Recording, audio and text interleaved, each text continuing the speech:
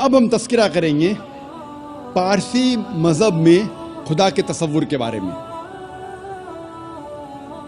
पारसी मजहब वो एक मेजर रिलीजन नहीं है, एक अहम मजहब नहीं है, लेकिन इसे कहा जाता है बहुत पुराना मजहब और ये वजूद में आया तकरीबन 2500 साल पहले पर्शिया में और इसके बानी का नाम है ज़ोरास्टर और ये शुरू हुआ था पर्शिया में और इसके मानने वालों को कहा जाता है ज़ोरास्ट्रियंस या पारसी और इनके मानने वालों को कहा जाता है फायर वर्शिपर, आग को पूजने वाले लोग। पारसी मजहब में खुदा को कहा जाता है अहूरा मज़दा। अहूरा मतलब लॉर्ड, मतलब रब, मज़दा मतलब वाइज, हाकिम, हिकमत वाला।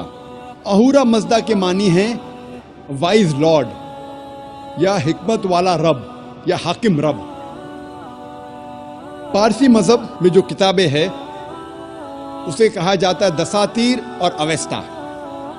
जब हम दसातीर पढ़ते हैं तो दसातीर में लिखा है कि ईश्वर की कई सिफात है, ईश्वर के कई नाम हैं और ईश्वर की सिफात में लिखा है दसातीर में कि ईश्वर खुदा एक है, वो खुदा बेनियाज है।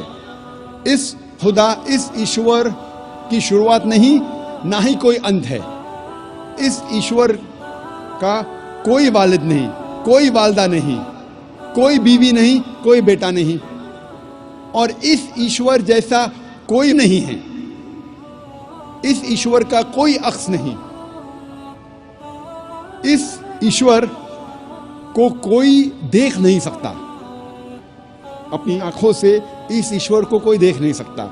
इस ईश्वर को इंसान का दिमाग पूरी तौर पे समझ नहीं सकता और ये ईश्वर इंसान के अपने आप से करीब है। हर इंसान से खुद अपने आप से करीब है। और जब पारसी मजहब की दूसरी किताब का मुताला करते अवेस्ता, पारसी मजहब में खुदा और ईश्वर की कई सिफात है। इसमें लिखा है अवेस्ता में,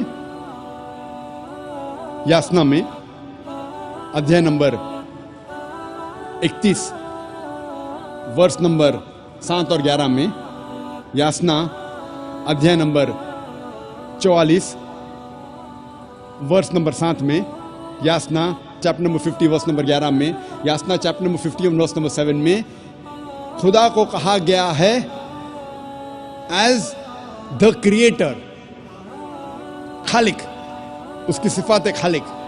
जब आगे पढ़ते हैं अवेस्ता, खुदा की एक सिफत दी गई है महान, ग्रेट, उर्दू में कहेंगे, अरबी में कहेंगे अकबर।